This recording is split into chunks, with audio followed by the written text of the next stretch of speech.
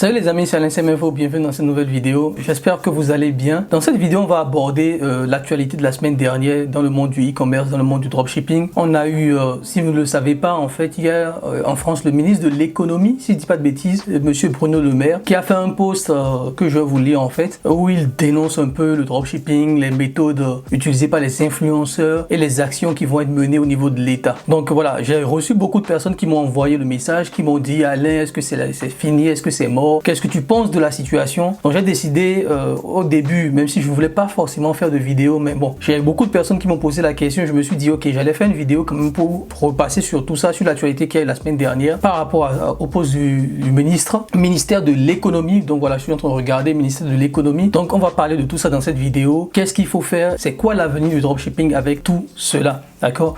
Donc voilà, comme vous le savez déjà, n'hésitez pas à liker, partager et commenter. Donc j'attends vos commentaires dans la vidéo. Et surtout, j'ai lancé une masterclass qui est 100% gratuite. Donc c'est plus de 6 heures de vidéo. C'est vraiment fait pour les débutants jusqu'à ceux qui sont avancés, où je parle de comment vous pouvez lancer votre activité en e-commerce de 0 jusqu'à 10 000 euros par jour. Vous avez des études de cas à l'intérieur. Vous avez la recherche de produits. Vous avez vraiment beaucoup de contenu. Donc n'hésitez pas, le lien se trouve dans la description et aussi à la fin de cette vidéo. Donc voilà, c'est une masterclass 100% gratuite. N'hésitez pas, tous les liens se trouvent dans la description. Donc sur ce, on va passer sur l'actualité de la semaine dans le monde du e-commerce et surtout dans le dropshipping. Voilà, donc je passe sur mon ordinateur et on se retrouve tout de suite de l'autre côté pour commenter un peu cette actualité.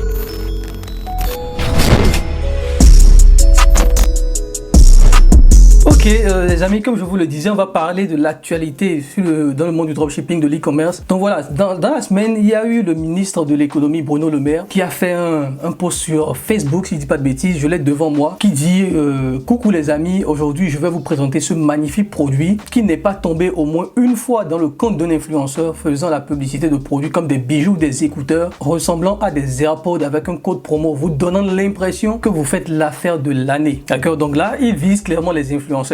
D'accord? Et si vous avez regardé ma vidéo YouTube, je vous avais déjà dit à l'époque que le dropshipping avec les influenceurs, surtout si vous commencez, n'est pas la bonne solution. Et j'ai eu beaucoup de dislikes sur la vidéo. Je pense que beaucoup n'étaient pas d'accord avec moi parce que les influenceurs en France sont vraiment un peu abusés. D'accord? Ils ont accepté tout et n'importe quoi. Ils ont accepté tous les produits juste parce que bon voilà, ils voulaient se faire de l'argent, ils s'en foutaient de la qualité. Et du coup, voilà, il y a eu une mauvaise image du dropshipping. Les gens n'ont plus confiance. Les gens ont perdu confiance en fait. Je pense que les influenceurs ont un peu abusé de leur statut, de l'influence qu'ils avaient sur leurs abonnés pour vendre, pour leur proposer tout et n'importe quoi. Donc Bruno Le Maire en parle. Ces produits viennent généralement d'une boutique en ligne fondée sur le dropshipping, un modèle de vente en ligne dans lequel la livraison se fait directement par le fournisseur et non par le vendeur. On dirait quand même qu'il s'est renseigné, d'accord? Donc voilà, c'est pas mal. Sur le principe, c'est légal. Donc le mot est lâché, c'est ce qu'il faut retenir. Sur le principe, c'est légal, d'accord? Beaucoup ont peur, ils se disent que est-ce que c'est la fin du dropshipping, est-ce que c'est terminé? Et je vous le répète toujours, le dropshipping c'est de l'e-commerce, d'accord? C'est de l'e-commerce. La seule différence, c'est que nous ne gérons pas le stock. C'est pas parce qu'on ne gère pas le stock que finalement on ne fait plus d'e-commerce, d'accord? C'est pas parce qu'on ne gère pas du stock que c'est fini, on est des voyous, d'accord? Et souvent les gens font un peu l'amalgame parce qu'on a l'impression que gestion de stock c'est légal, pas de gestion de stock c'est illégal, d'accord? Donc voilà, c'est impossible. Le dropshipping c'est légal, et même monsieur le ministre le rappelle, hein, c'est légal sur le principe parce qu'on ne peut pas interdire cela, parce que c'est impossible de reconnaître les boutiques.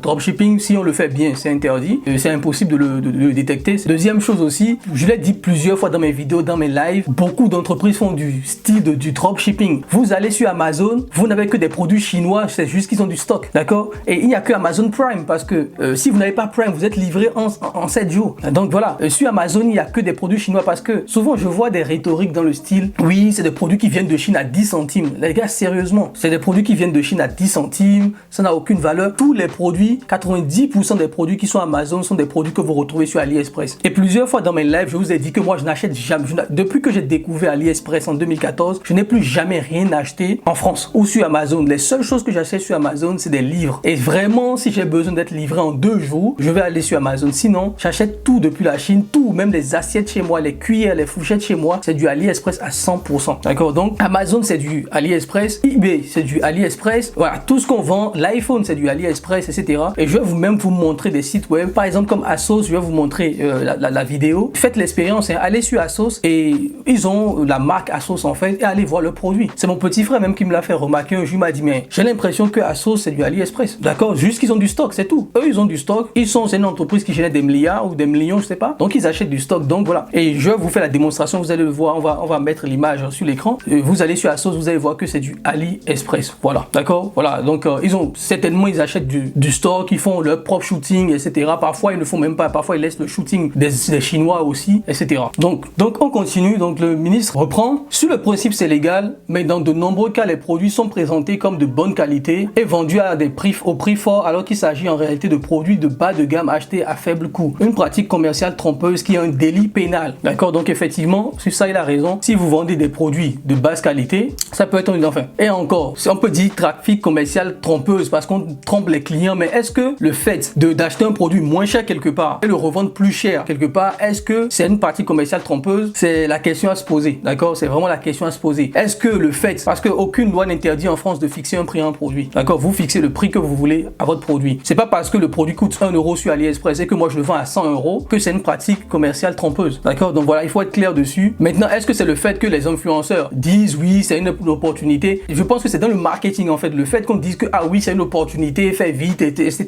Mais voilà, c'est peut-être dans le marketing des influenceurs que voilà, ça trompe un peu les gens parce qu'on dit oui, tu as 50% de réduction tout de suite, etc. Alors que dans la réalité, les 50% de réduction sont inclus dans le prix. Peut-être à ce niveau-là, on peut parler de trafic trompeux, mais le fait d'acheter à 1 euro sur AliExpress et de le vendre à 50 euros. Ensuite, et souvent les gens se basent beaucoup dessus pour nous dire oui, ça coûte 1 euro sur AliExpress. Mais ils oublient que nous on monte des boutiques, ils oublient que il y a des coûts qui sont liés à la boutique, il y a des coûts publicitaires qui sont extrêmement chers. Et sur Facebook, parfois pour vendre une unité, un article de votre produit, vous devez payer jusqu'à 20 euros. Donc sur un produit que vous avez pris à 1 euro sur AliExpress, que vous vendez pas, supposons à 25 euros, ce qui est même impossible, hein. Mais bon, vous vendez à 25 euros, Facebook peut vous facturer 15 euros à 20 euros pour la vente de ce produit-là. Donc vous gagnez finalement combien? D'accord, voilà. Les gens, ceux qui ont fait du dropshipping savent de quoi je parle. Il dit, en plus de cette tromperie sur la marchandise, des influenceurs en font la promotion auprès de leur communauté majoritairement composée de jeunes sans préciser qu'ils sont rémunérés pour cela. Effectivement, quand tu fais de la promotion, il faut que l'influenceur le dise que c'est une promotion. D'accord? Là encore, c'est interdit. Et effectivement, c'est interdit. Donc, il appelle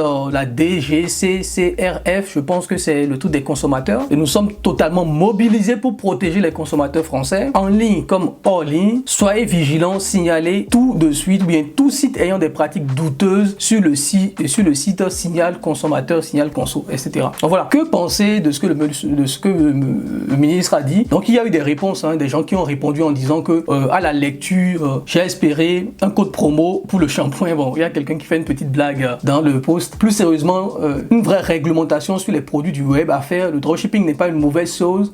Même système qu'un commerce de centre-ville qui revend du Nike, c'est une passerelle. Donc voilà, il y a des gens quand même qui sont réfléchis. Après, il répond là où c'est tendancieux, c'est quand il s'agit de contrefaçon ou certains qui vendent des produits hyper trompeurs ayant pour public un influençable, pour ne pas dire fragile. Les sites à avoir dans le viseur sont ceux qui sont créés le jour, sont ceux créés le jour de la promo dingue, souvent sans information légale, SIRET, TVA, etc. Donc effectivement, il a raison sur un point. Mettez vos informations légales, mettez vos informations sur le site. Voilà, vraiment faites des sites professionnels, voilà, soyez pro. Après, quelqu'un répond, le dropship est d'ailleurs plus courant qu'on le pense. Les millions de consommateurs Amazon, ces discounts sont d'ailleurs exposés, tout comme les marketplaces. Là, il faut faire une nuance et en effet sur les abus. Des produits vendus 10 fois le prix d'achat, les fausses promesses de qualité, la contrefaçon, les fausses promotions ou encore l'incitation à l'achat par les influenceurs. Voilà. Donc il y a beaucoup de points qui sont relevés comme vous pouvez constater. Les fausses promotions avec les influenceurs, les contrefaçons, si vous vendez des contrefaçons comme des AirPods, il faut éviter. Mais il y a aussi quelque chose que j'aimerais souligner, c'est vraiment les gens, et c'est ça qui me dérange en fait. Ce qui dérange beaucoup les gens, c'est déjà on ne fait pas de stock, et la deuxième chose qui dérange les gens, c'est de se dire que on prend un produit, on le revend 10 fois plus cher. La plupart du temps en dropshipping, on fait x2, x3, pas x10. Il y a très peu de produits, on peut faire x10, s'il y a à moins qu'il y ait une vraie valeur perçue qui est élevée. Et même avec ça encore, lorsque vous mettez un produit à 100 euros, allez voir combien Facebook va vous facturer en coût publicitaire. Maintenant, il faut être clair, le post parle vraiment des influenceurs. Les influenceurs ont abusé, ça, je vous l'ai dit, etc. Il n'y a rien à dire dessus. Il y a aussi les scammers sur Facebook. Il y a beaucoup de gens qui ont scammé, beaucoup de gens qui prennent des produits qui coûtent 1000 euros sur AliExpress. Et je pense que j'étais même l'un des premiers dropshippers e-commerçants à faire une vidéo YouTube pour dénoncer cela en disant il y a des gens qui vendent des produits qui coûtent 300 euros, ils le vendent à 9 euros sur AliExpress et sur la boutique Shopify et qui font des 10 000, des 20 000 likes. Donc il y a énormément de escroqueries qui font que l'image de l'e-commerce, l'image de dropshipping aujourd'hui apporte cette image négative. Donc finalement, qu'est-ce qu'il faut faire? D'accord, c'est là toute la question. Qu'est-ce qu'il faut faire? Est-ce qu'il faut prendre peur, etc. Et là, dans la troisième partie, je vous dis ce que vous devez mettre en place, ce qu'il faut faire, et de ne pas vraiment stresser pour ça, parce qu'on ne peut pas interdire le dropshipping et il faut faire bien les choses. Je vais vous donner quelques conseils, d'accord, pour que vous puissiez faire bien les choses et ne pas paniquer par rapport à toute cette presse négative qu'on balance dernièrement, surtout sur le marché français. Donc je parlais de ce qu'il faut faire. Donc ce que vous devez faire d'abord, c'est de faire des sites assez propres, assez professionnels, d'accord. Évitez vraiment de faire au maximum d'utiliser les influenceurs, surtout aujourd'hui, d'accord, avec la réputation que les influenceurs ont aujourd'hui. Évitez au maximum. Évitez aussi les produits que vous sentez, les produits qui ont l'air magiques, d'accord. Il y a des produits, par exemple, que moi je vois tout le temps en dropshipping qui sont des trucs où quand tu passes sur ta voiture, la voiture qui était vieille devient une voiture neuve et tout le monde sait que ça ne marche pas. On n'a pas besoin d'être un génie pour savoir que ce truc là ne marche pas, d'accord. Donc vraiment arrêtez il y a des produits, vous-même vous sentez que ce produit ne peut pas marcher, donc ça ne sert à rien de poursuivre l'argent si c'est pour avoir des clients qui vont se plaindre, d'accord. Moi, avec ce que j'enseigne avec la communauté et même avec les gars que j'ai en coaching, je leur recommande vraiment des produits de qualité. Et souvent, si vous venez lors de nos lives, vous allez voir les résultats qu'on partage dans les lives. Et surtout, même côté Facebook, les clients qui donnent des avis côté Facebook, on a de très bons avis parce que sur la qualité de nos produits, on essaie quand même d'aller chercher des produits de très bonne qualité. Comme je le disais, on essaie quand même d'aller prendre des produits de très bonne qualité. Donc, n'hésitez pas sur la qualité de vos produits. Mettez toutes vos informations légales. Si vous avez des clients qui vous demandent des remboursements, n'hésitez pas du tout. Moi, sincèrement, je préfère avoir une bonne relation avec la clientèle, avec les clients, leur rembourser les problèmes, leur rembourser le produit si le client constate que ce n'est pas un bon produit, et je coupe mes publicités. Plusieurs fois avec les étudiants en coaching, on a dû couper des publicités parce qu'on s'est rendu compte que le produit n'était pas bien et on a même remboursé. Donc privilégiez la relation client, remboursez systématiquement si vous vous rendez compte que le produit est de basse qualité. Mettez vos informations légales sur votre site, vraiment mettez tout, le numéro ciré, votre TVA, si vous avez toutes ces informations là, mettez-les, parce que de toute façon, si vous ne le mettez pas, vous aurez des problèmes avec PayPal, vous aurez des problèmes aussi avec Stripe. Donc vraiment, soyez réglo, construisez des sites clean. J'ai fait toute une formation et vous avez aussi dans la masterclass que j'ai fait, le lien dans la description, vous avez toutes des vidéos de plus de 2 heures, 3 heures sur comment monter sa boutique et avoir une boutique extrêmement clean. Donc vraiment, respectez tout cela. Au niveau des promotions aussi, ce que nous on a commencé à faire, c'est de même plus mettre des promotions, genre 50% de réduction, etc. Même si quelque part, vous mettez ce que vous voulez sur votre prix. Vous pouvez mettre une promotion vous-même sur votre prix, sur votre site, mais si vous pouvez ne pas, et on a testé, ça n'a rien changé, vous pouvez même enlever la promotion ou soit faire des promotions de façon temporaire, c'est-à-dire que voilà, c'est la promotion d'hiver, c'est la promotion solde d'été, etc. Vous donnez 30% de réduction, etc. Donc voilà, jouez sur les promos que vous pouvez lancer pendant les périodes où il y a des promos, hiver, été, etc., etc. Donc vous pouvez jouer un peu sur ça pour définir des promos, parce que c'est votre produit, c'est vous qui fixez le prix auquel vous voulez le vendre. Ce n'est pas parce qu'on a acheté sur AliExpress le produit à 10 € et qu'on le revend à 40 € que cela fait de nous des voleurs, parce qu'on a des coûts qui sont liés, on a des coûts de maintenance, de site web, de promotion, on a beaucoup de coûts, et en plus il faut pas oublier les impôts, la TVA en France, etc. qui fait que finalement on se retrouve à peine à 20%, etc. Donc vraiment, faites les choses bien, c'est vraiment le message que je veux partager avec vous aujourd'hui. Faites les choses bien et surtout de ne pas paniquer, parce que voilà, on ne fait pas quelque chose d'illégal. Maintenant, la légalité va venir de la manière dont vous présentez votre business. Si vous le présentez n'importe comment,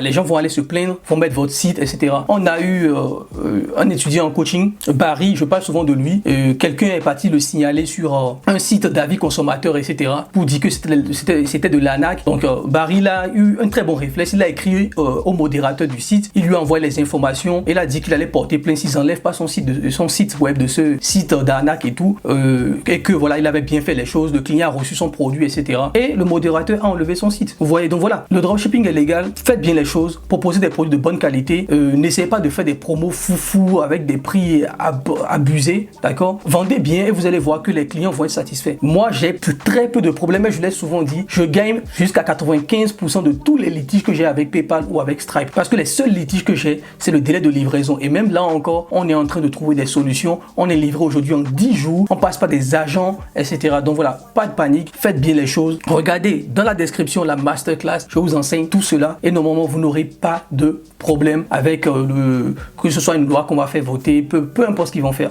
vous n'aurez pas de problème. D'accord? Donc voilà pour cette vidéo les amis, j'espère que j'ai répondu aux questions parce que j'ai reçu énormément de questions sur ce sujet-là. Vous n'avez pas besoin de paniquer, faites bien les choses, mettez vos informations. Comme je vous le disais depuis le début, vous avez dans la description de cette vidéo les liens pour avoir accès à notre masterclass 100% gratuite de 0 à 10 000 euros par jour en e-commerce. C'est une masterclass extrêmement longue, c'est beaucoup de valeur. J'ai mis énormément de valeur dans cette masterclass-là. Le lien est dans la description. Allez regarder tout cela. Et surtout, l'une des dernières questions auxquelles j'ai envie de répondre, c'est quoi l'avenir du dropshipping par rapport à tout ça? Et ça, je vous prépare quelque chose de très lourd qui va sortir durant l'été où je vais vous montrer les nouvelles méthodes pour faire de l'e-commerce. D'accord? On va vous parler de site web brandé.